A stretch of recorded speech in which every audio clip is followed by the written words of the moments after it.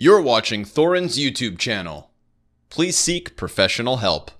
This video is brought to you by delicious cherry limesicle gamer subs, or quite frankly, anything on the gamer subs website. You can get 10% off this delicious energy formula, which I find to be the best on the market, with the code Thorin, Thorin. You remember how to write my name. You write it all the time on the internet, don't you? So write in the code Thorin at gamersubs.gg. Get 10% off everything they have. Gamer subs, caffeine free, AFK blend, game teams. You know the score. Now, I already did my pick'em video where I showed you, spoiler, Vitality's winning the major, and went through my basic reasons. But I did that more off vibes and intangibles and basically an overview that you might give if you saw a bracket on the desk and someone asked you to just run through quickly.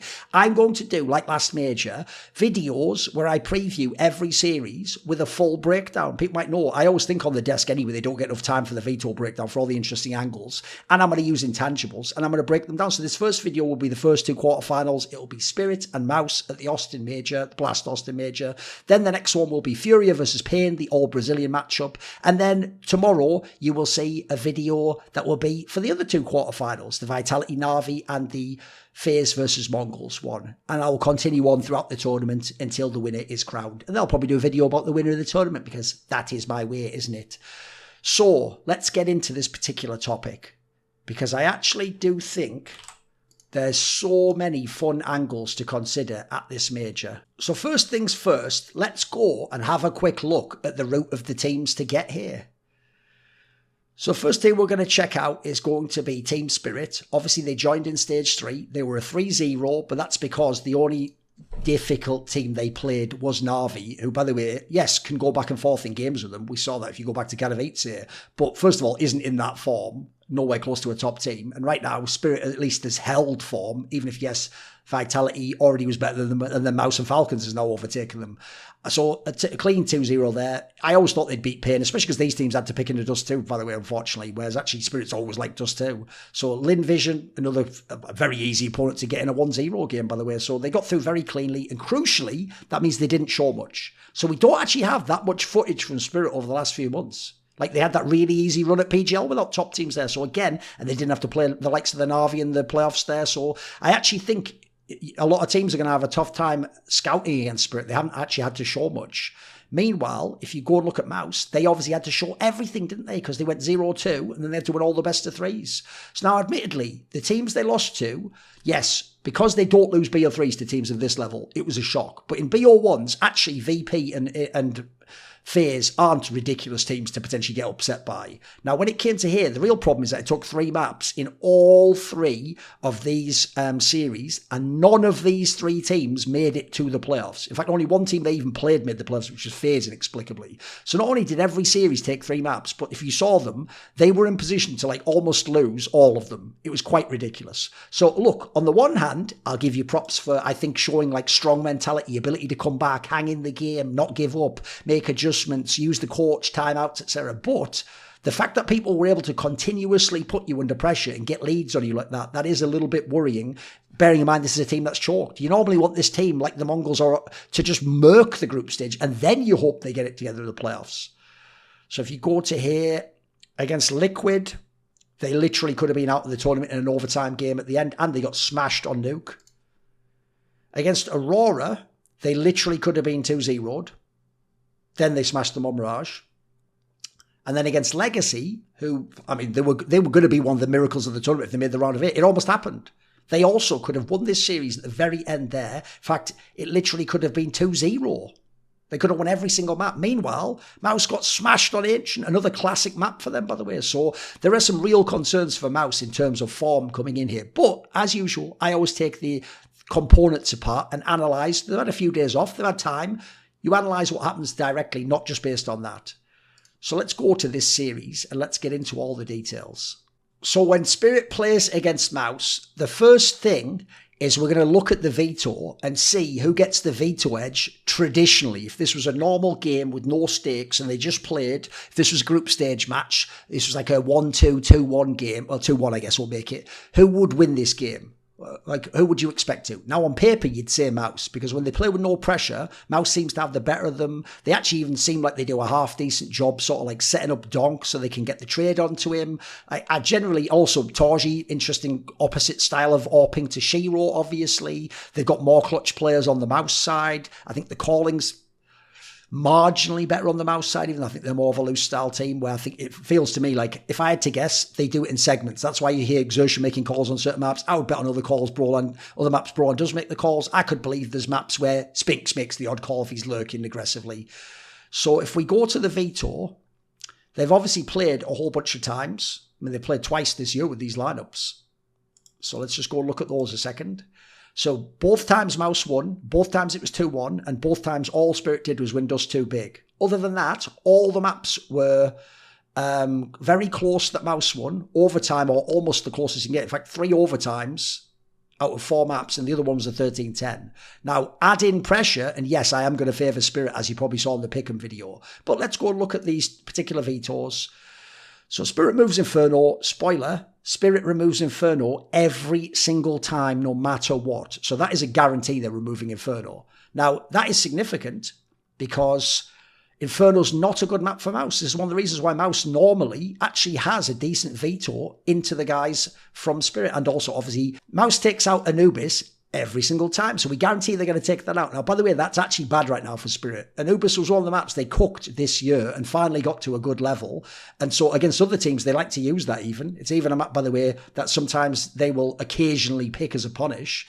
So, and also they totally don't have a problem making people play it if they have to. So that is an issue that's taken out. With that said, it's not the comfort of Spirit over their careers. So it's not the end of the world, really. So if we go to here, the bans are obvious and will happen in this playoffs.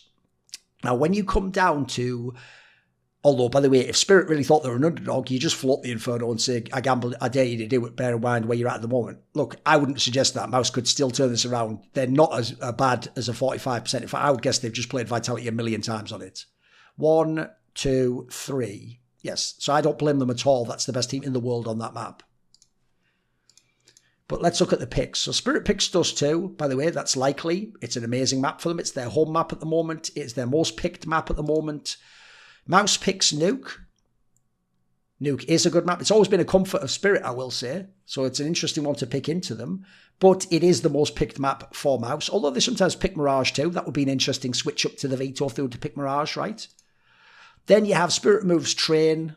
That's not really that shocking. It's one of the more removed maps. Their second actually is Anubis, just because if teams aren't going to pick it into them, then they get rid of it and then they just go to the decider. If you go to MOUZ's side, they pick Nuke. That is their most picked map.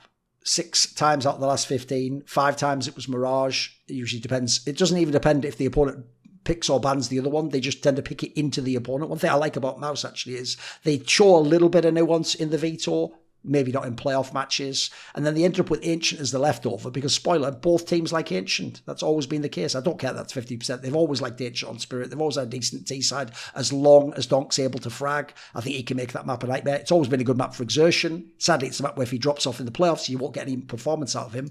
So this Veto seems fairly obvious. Similarly, we'll go to the next Veto. What do you know? That's the same set of maps, isn't it? So the question is, will it be the same set of maps in this particular match? Now, if I'm looking for an angle where it changes, because the key thing for me here is, I would expect Spirit wins Dust 2, MOUZ wins, say, Nuke if they pick it, but it's certainly possible Spirit can still 2-0 as well. If it gets too Ancient, I think then the choke factor for MOUZ is why Spirit wins. So essentially, I think Spirit, in theory, can win all 3 maps. MOUZ, I think, I'm a little bit more sus about the Dust 2 unless there's a fall off from Spirit. I do think they have a chance on the other 2, though. On Nuke and Ancient, they will have their shot, but I need someone like Exertion to play big-time CS. I think after Donk and maybe Nico and Robs, he's the next best rifler. And in fact, if you're in group stage, he's in the conversation with all those guys except Donk, quite frankly.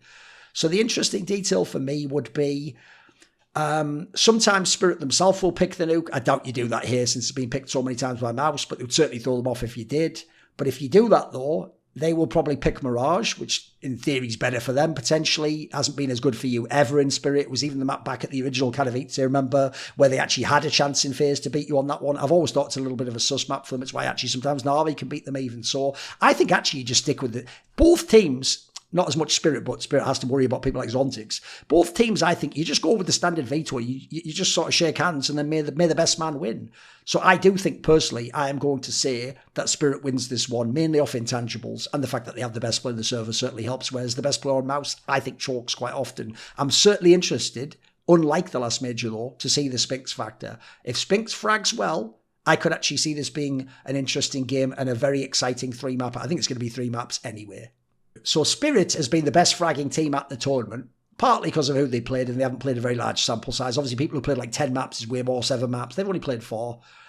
You go and look, Donk, as you'd expect, is on par for MVP. Crucially, Shiro's looking awesome as well. That's really, really big. And then if we go to the actual players themselves, Magix is having an amazing run so far in the tournament. You don't expect that to hold at all. Especially not against MOUZ, who every player on MOUZ can frag the fuck out of him, including Brolan. But then again, here's the problem. Zontic's just playing a bit average. True, he's more of like an eye test impact player than like a super skilled player, but not really gotten to the level you'd want yet. And obviously the main problem will always be Chopper's actually fragging decently for him. For him, that's actually decent. So I think Spirit, due to come down a little bit in terms of the non-stars at this tournament.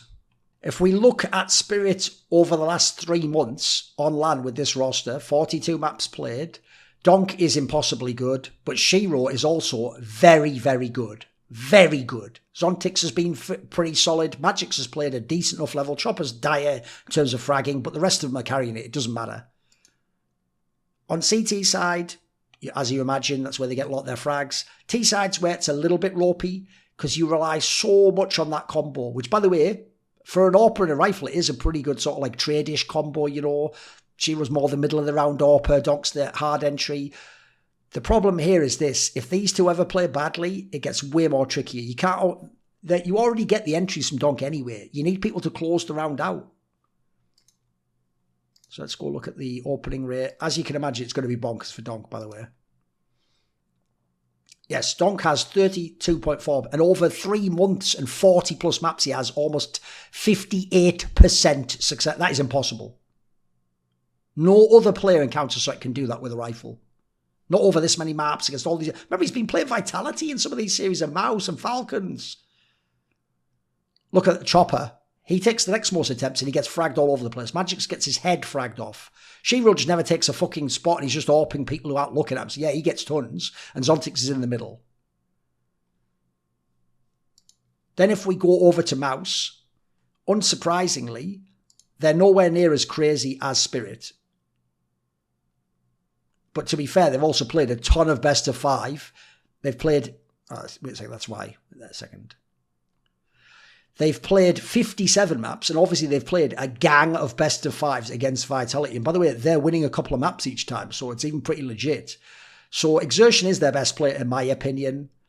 Spinks is like the sleeper star in this team. Torshi's kind of had crazy form recently, but I always thought he's slightly overrated because he is a liability because of how fast he tries to fire, and he isn't Donk, and he isn't Monacy, and he isn't people who have insanely fast, super snappy, always crisp aim. He's a bit streaky for me. Yimfat's actually, fragging's not great, but he's also been a little bit off in terms of impact. Brolan's fine in general, it's just not a master T-side player. So you go to opening kills, they rely massively on Exertion, and he's not Donk's level. He is not. Brolan puts himself as the IGL in the pack. He doesn't get the frags either.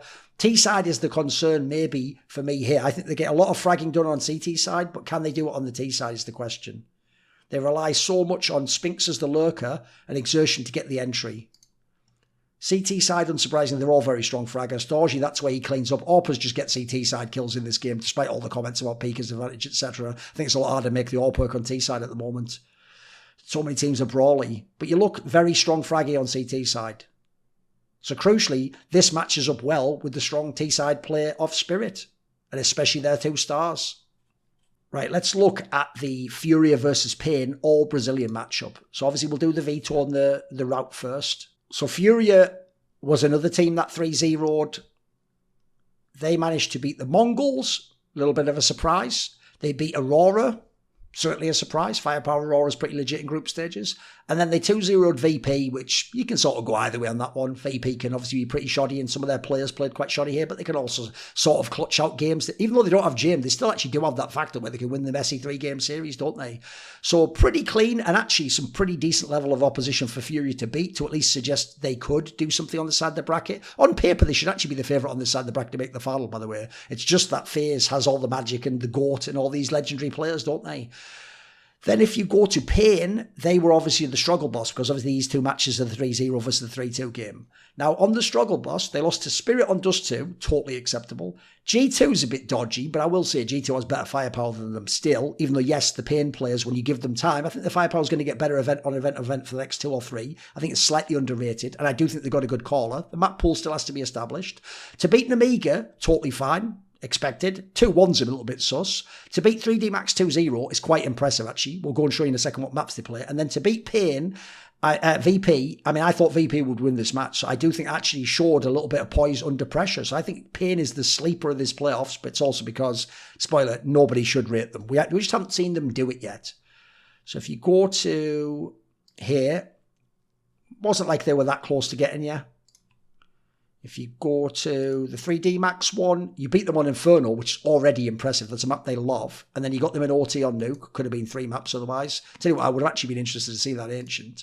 And then in the Decider, even though it looks close, they were in a really powerful position on this third map, up at like series point, and then VP did a massive comeback. So this actually, at the end it was close, but a part of that was like PAIN not getting it over the line because they're so close, and oh my god, the playoffs, and we've never been there and all that. So they actually, I thought, outplayed VP quite heavily over this series. So the main issue for me is this. If I show you the stats, look, Furia can't maintain this rating, even though they're on the side of the bracket. But the difference is, that's actually a slightly overrated rating for PAIN, in my opinion. I don't think they're going to be that good. Like, if we go look at the best PAIN player, the best PAIN player is NQZ. By the way, he's one of the people I would expect to choke in the playoffs. I don't think he's actually that good in AWPA. Then you go down, DGT's just not even that sick so far. He's just all right. Davideus, I need more than this. Especially this, I need more than that. Big Azira's even fragged. Okay, he's actually a pretty decent frag in IGL. The young guy, Snow, as you'd imagine, and this is just in group stage, is doing terribly. This guy who is only 18 years old, never been close to a major stage. So the main problem, I do think, if you're PAIN, is first of all, you're playing your big brother Brazilians, who are all experienced, by the way. Then also, you look at like the matchup, NQZ, I think his numbers will drop off. Molodoy's will as well, but I think Molodoy's in theory the better player. A little bit less experienced, but neither of them are experienced on this stage of the tournament. Fallen is not a better call than Big Azira, but I think Firepower is going to overwhelm PAIN in this series. So let's go look at the Veto first. So the Veto is, they haven't played except this best of one, where PAIN barely won in a Dust 2. Aside, these were different rosters, so they barely won in a Dust 2.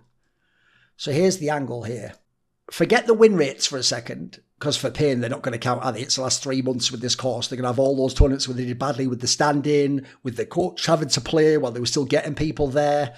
So Furia's is a little bit more. Even then, 3 months would probably even leak into the last one, like PGL Bucharest with the old Brazilian lineup. We're just looking in general, what trends do you have here? So crucially for me, Just 2 has always been a problem point for PAIN, but with their extra fragging now, as you saw before, that should even up a little bit. Slight favourite to Furia, maybe. Mirage traditionally just wasn't a good calling map for Furia, but you know what? If actually Molodoy and Kindar play like this, Kindar has been way above his numbers, but I think he's functional is the key thing now. It's not a start, he's functional. That should also even up though, so slight favourite to PAIN there. Inferno's dodgy for both, but I'll tell you what, even though in history says he's not good at calling on this map, Fallen, his teams are like sneakily not that bad on it. They're not good, but they're not that bad. Whereas actually PAIN, that's one of the ones they haven't really got the read on. Nuke's always been a solid map for PAIN. They can get into winning position. I've always thought Fury was a bit whatever on that one. We could look into the maps there. Train has been a map they've heavily prioritised in Furia, so that's obviously going to be an edge to them. We have no idea what PAIN can do with this roster. Both teams don't play Ancient. So already, the most interesting detail, and I'm going to say it right now, if you are FURIA-paiN and you want to win this match and proceed to the semi-finals, check between your motherfucking legs, are there a pair of testicles there? Then you float Ancient. You dare the other team, who, by the way, this squad hasn't been anywhere close to like big major playoffs. Like, it's ages since, like, Rattles even was in 2022, by the way, and you have to go years back to 2019 for Fallen. I would just dare them. I don't think they will pick the Ancient, so you can get a free ban. That free ban could be used on Train. That free ban could be used on Dust 2. So let's get into this. And obviously, Anubis right now, we can't know what to say. But luckily, I've got all the information on the current rosters, though, which I can now get into with you. So Furia has banned Ancient 12 of the last 13 times. One time they banned Mirage instead, and that was because it was against Aurora. So it's going to be an Ancient ban from them, extremely likely. And even though they've done well so far in this tournament in the last sort of month and a half, and they're favoured to win, that's actually why, in my opinion, they don't get crazy in the veto. You don't need that added detail. They're already going to be scared. You're already going to intimidate. You've got the better players anyway. You've got the form. I actually think at this point in time, you let them make the mistake. You just pick the strong acts for you. You just hold serve, as it were. You hit par, and you will win this series. So crucially for me, you just ban the Ancient. Now, if that happens, the interesting detail is this. The win rate will tell you that they already ban Ancient, right? What if I told you that's something they changed with this roster? So of the last 9 series that FURIA-paiN played, they used to ban Ancient every single time. And then the last 5, only at this major, they have banned Train every single time. So you know what? It's already set up to give them a chance in the series, because Furia will ban the Ancient they don't want. They will ban the Train, and then everything else in theory is to play with. Because will Furia really pick Anubis into you? Let's see. Will they indeed do that? Well, I can tell you, Furia's 2 main picks, their main pick is Train. So you're taking their main pick out. So you're not only taking out your weak map, and you're taking out a pick from them. The problem is, their other map's Anubis after that. So very likely, if they pick the Anubis, they're going to get you on it. See what I mean? They beat Aurora on it. By the way, Aurora is, on paper, one of the best Anubis teams. They beat Linvision. Yeah, they lost to Mongols, but Mongols are starting to play that more and more and more. If you go onto the side of FURIA-paiN, the problem is you beat Namiga and you lost to Odic, which is actually the first match where GGT had arrived and they stopped using the coach. So admittedly, maybe not a proper game and he popped off, but I do think that's a problem for you. So I expect Furia should do the pick of Anubis. Then if we go over to the side of FURIA-paiN, their most picked map, they mix it up a little bit based on opponent, is Nuke. Now, Nuke would be a decent map to pick at this point in time. If we go to here, Furia beat Linvision big, but they lost to Gamer Legion. They lost to Spirit. They barely beat MIBR in overtime. They beat Gamer Legion, which is legit, and they lost close. That was the Brazilian lineup. So forget the Mongols one for the moment. So, yeah, not bad. Not a bad map for them, certainly, Nuke.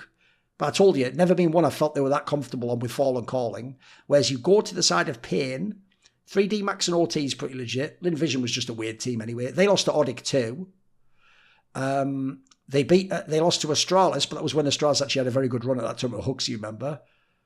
And so, yeah, you don't necessarily look at this and say that they'd be that good on Nuke themselves. The problem is, though, where else are you going to go? Well, I can tell you, if not Nuke, then you go to Mirage. Now, Mirage, I actually think would be a better pick here. Because it goes, Nuke was 4 of the last 9 series, Mirage was 3 of the last 9 series, and Anubis was 2. There was actually 2 times they picked Anubis, believe it or not. But unsurprisingly, they were against lesser teams like Namiga and Wildcard. So I actually think the obvious pick, I actually think FURIA-paiN's Veto and how they've played all these couple of tournaments sets up this series. It actually gives them an alright chance to actually make it through, even though it's their big brothers from Brazil. So I think the obvious move you do is you just pick the Mirage. And by the way, if Furia picks Anubis and FURIA-paiN picks Mirage, I actually think this could be a 3-game series. I mean, if we go and look, the Mirage has been a problem. So you beat Virtus Pro, but you lost to Bait. You beat Gamer Legion, but you lost to Mongols. You lost to Spirit, you lost to Gamer Legion, you lost to Mongols, you lost to Mongols. This is sort of a bit wishy-washy, isn't it? Whereas if I go to the side of FURIA-paiN, this is going to be one of their best maps. You beat VP, you lost to VP but in OT, and you lost to MIBR. We're going to forget the Hotu one. Remember, FURIA-paiN just haven't had many wins. Aside from this tournament, they were getting dusted off really easily. They've only come online with the roster now with some of the firepower finally. So that's why I say don't look at the win rate, look at the preference. So if we imagine what is the third map going to be, the decider, well, Well, that's the interesting part, because the second ban, the majority of the time by Furia, goes to Inferno. If Inferno's available, which by the way, Inferno is not a map that Pain picks with this roster, so it should be available. If you want to stick with Comfort, if you're Furia, even though it's bad for them, you jettison this map. You say, get Inferno out there, we will get to a map that I like as the decider. If not that, you tend to do Nuke. That's potentially going to be available also, by the way. You know Pain likes that map. If you leave them with the option, they might default to Nuke. So if you'd rather play Inferno than Nuke, you do Nuke instead. They also, by the way, spread the bans around just based on opponents. Then they've done bans on Ancient, Dust 2, Mirage. They've gone all over the place.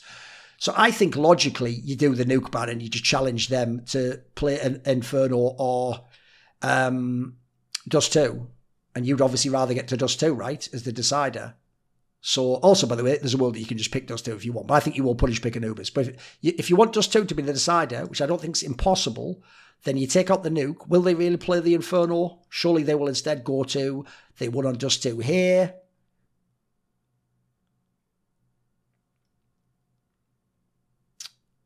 Barely lost to VP back there. They beat Furia already on it, so surely they'd be willing to play it as the decider. Then again, if you were scared by that loss, if you really believe it was legit, you could also veto Dust 2 yourself. You've done that occasionally. They did that against Spirit, for example, who's a very good Dust 2 team. I just don't believe they will because it's one of their strongest maps, isn't it? Like, aside from that loss, look how well they do. They beat Bay, Aurora.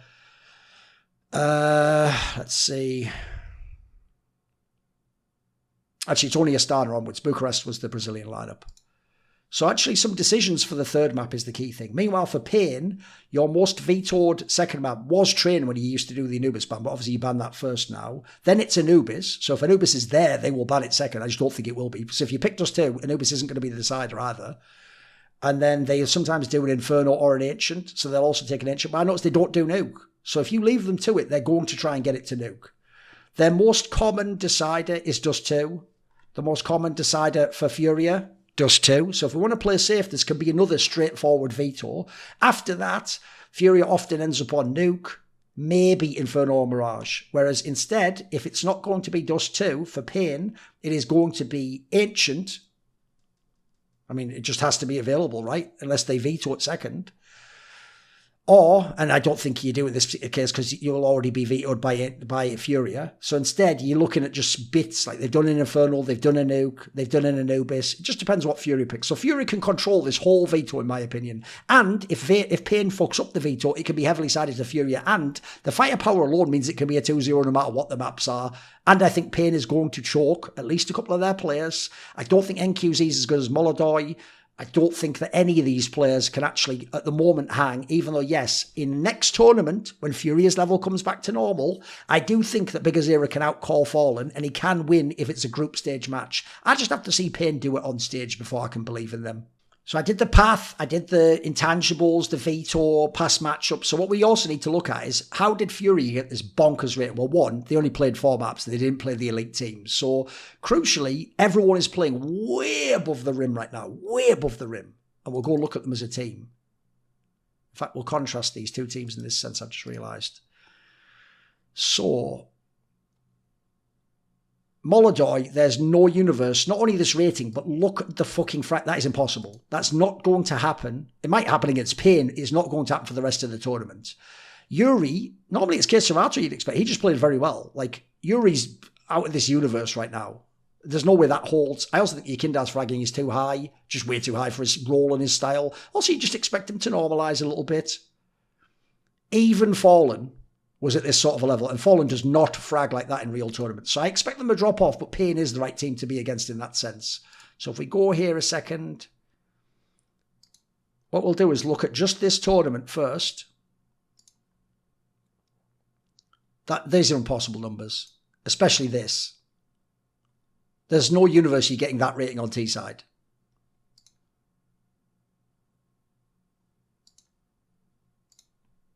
Look at Kindar's numbers.